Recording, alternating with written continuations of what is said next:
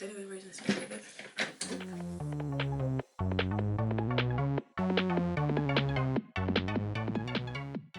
Hey, so I haven't made a video in a while, but I thought I'd just make this one as I know the new cohort of Erasmus students have started arriving in Granada, and a lot of people have been reaching out to me over the last few months with like different questions and asking about my experience there. So I thought, now I finished, why not make like a little summary of how my time was there and just kind of cover some of the general answers to questions people ask me. So in summary, like the year was really good. There was definitely ups and downs, and I don't want to lie about that. There's definitely like parts of the Erasmus experience I will not miss. And then at the same time, there are parts I will really miss. But yeah, overall, I'm just so grateful to have had the experience, because yeah, not everyone does have this, and I feel even if you don't enjoy it as much as you thought you would, or you enjoy it more, whatever, either way, like it will shape you and shape the way you view the world and others, and just learn so much. Like you learn so much. I think I'm just gonna just cut straight to the chase and talk about maybe things I would do differently. So while it was great, like I felt I did a lot of traveling, I felt I got to learn a lot more about other people's cultures, the kind of stuff I wanted to do. One of the main things I kind of regret is not taking like my Spanish as seriously, because if any of you watched my first videos or so, you'll know that I study law, and I was studying law while I was in Spain as well.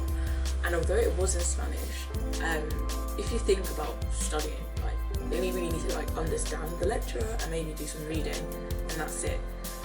For quite a while, you're not having to do too much writing, apart from maybe assessments, some essays. But let's be honest, like Google Translate exists. I'm not saying I used it, I'm just saying it exists.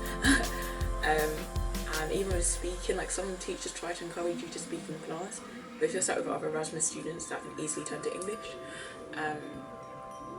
Or it might just be like the Spanish people talking and you're just kind of like listening again. So like listening, I felt improved. Reading, I felt improved. But when it came to like oral skills and written skills, maybe they even deteriorated. Maybe not oral, but like even like my writing, I don't feel is as accurate as it has been when I've been studying Spanish, like maybe at school. So that's one thing I definitely regret. So if I was to go back in time, if you can afford it or you have the opportunity to, I would definitely say try doing a Spanish class, unless you are fluent. Do you know what I mean? Like if you're kind of intermediate, I feel that could really help boost your confidence as well. Because I feel I was also a bit scared of speaking. Something you shouldn't do, like just put yourself out there. But when I was speaking, I felt, oh, am I using the right grammar? Because I just slowly started to forget the grammar, but was kind of in denial about it. And that's quite a big regret, because I probably wouldn't be living in Spain again. Not because I don't like it, but I mean just realistically what I want to do in life. I probably wouldn't be there for such an extended period of time. So that is a major regret. So yeah. And if you can't afford it, there's other things you can do, like maybe trying to be more active in class and try and talk to people around you. It's hard because a lot of them always make friends anyway, but especially if you understand English and speak English, like, a lot of them would love to, have more contact with English and English speaking person. So utilise that. There's also tandem groups and like language exchange groups that I wasn't aware about. There's like some groups on Facebook.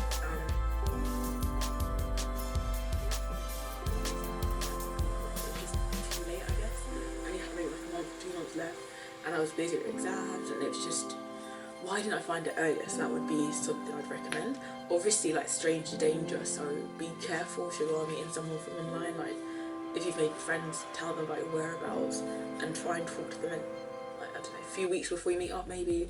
But I feel that would be a great way, because you're both looking for the same thing. Like if you're in a class, you can't assume that person wants to learn English or like wants an Erasmus friend, do you know what I mean?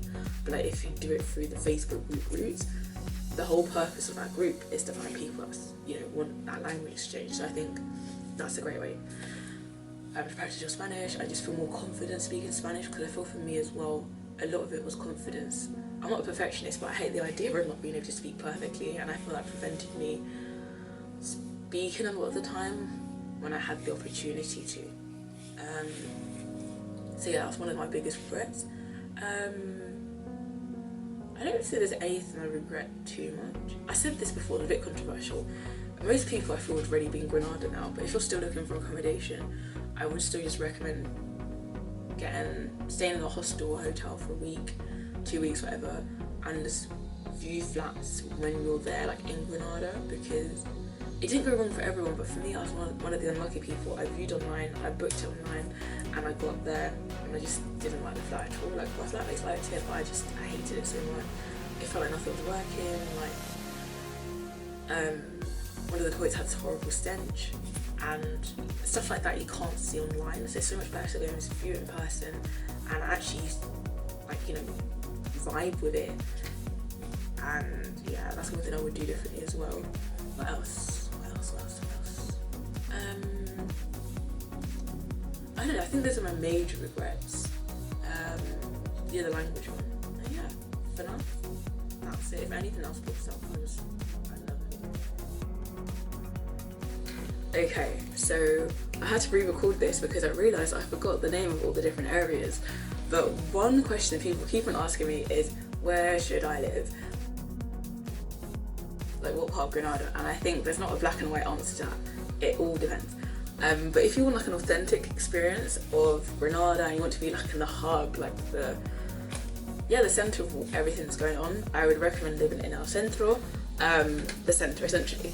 And if you look at a map, there's different zones. So there's, I think, Ronda, Albaicin, I can't remember the other names, but like El Centro, if you look on the map, that kind of area.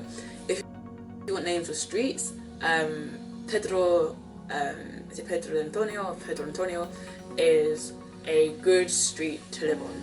Not live on, but that kind of area, like any side streets. I lived on Calle. Actually, I moved around 3 times. So once I did live on Pedro Antonio, that was great. I also lived on Calle Martinez de la Rosa, again a great location. And I've lived on Calle de Mano de Hierro. I've put like a little, yeah, I've already done it probably. And those are the streets I lived on. So that kind of area I think is good. But it all depends on what you're studying as well. Because as I said earlier, I studied law and the law faculty is in the centre. So all of those locations, the maximum it would have taken me to walk there, I think it's 11 minutes from Pedro Antonio. The closest when I was living on Mano de Hierro was 3 minutes, like, yeah. So it's very nearby. And if you're studying in Cartuja, oh my gosh, sorry about that accent. But if you're studying there, for example, maybe you wouldn't be as willing to live in the centre because you might have to take the bus or it might have to be like a long walk. But that said, most people I knew still would prefer to live in the centre because that's where life is. Like, yes, you go somewhere else to study, but then you can come back and have great tapas in the centre and just experience that a little bit. It's all up to you and what you're looking for. Like, if you want something a little bit more quieter, but Granada is quite quiet anyways. But yeah, if you want looking for something a bit more quiet, don't live on Pedro Antonio because that's where all the bars are. There's a few clubs. That's where like the night, like life is. Yeah, and if you're looking to be in the centre of stuff, live in El Centro. So just take where your department is into account. But I wouldn't. Yeah, I've met so many people that thought I live close to my department, and they got to Granada and it's like, yes, it might take me 5 minutes to get to school, to my lectures, to my classes, but when it comes to actually doing social things, it takes me 25-minute walk, have to get a bus, and I would much rather have done it the other way. So yeah, great places to go for tapas or go like a night out. I would recommend, first of all, just like a disclaimer, I didn't actually go out a lot. I feel like I was so busy travelling, I just neglected people a little bit. But like when I did, Dealz is a great place, and I feel most of the Erasmus routes have some kind of discount there as well. What else is good? I might be pronounced it wrong, but Mondaditos or something like that. It's all over Spain, like it's a brand all over Spain. It might even be in other countries, I don't know. But the food there's really good. I think it's, I can't remember the day, maybe every Thursday, Wednesday or something. You can get each like their food for like €1, and yeah, it's really nice, very cheap. Another place I would recommend is Hannigan's.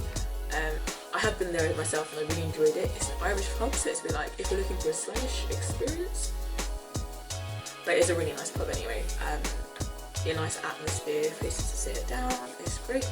Also like Lemon Rock Bar is a really nice place. It's a little bit pricey compared to other places, but they often have like live music, live music performances, and they also have a weekly tandem there. I think it was on Mondays, which is really nice. So you get to meet local people who are also trying to improve their English, and other people who are trying to improve their Spanish. I didn't really make friends per se, but it was a nice way to just practice each week and meet new people. I met a dancer, I can't remember anyone else, but I met some really cool people there.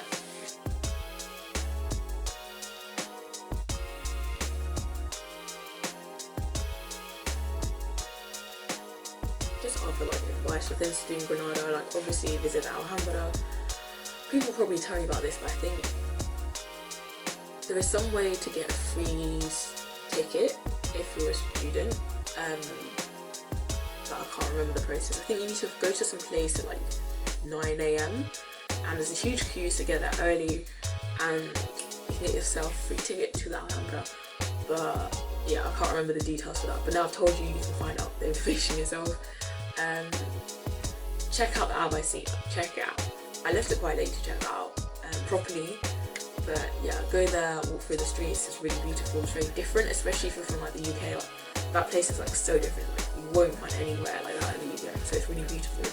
And you have, also I can't believe I forgot this, but make the most out of the Erasmus groups there. So you have ESN, which is affiliated with the university. You have like the unofficial ones, which are like Emycet and Best Life Experience.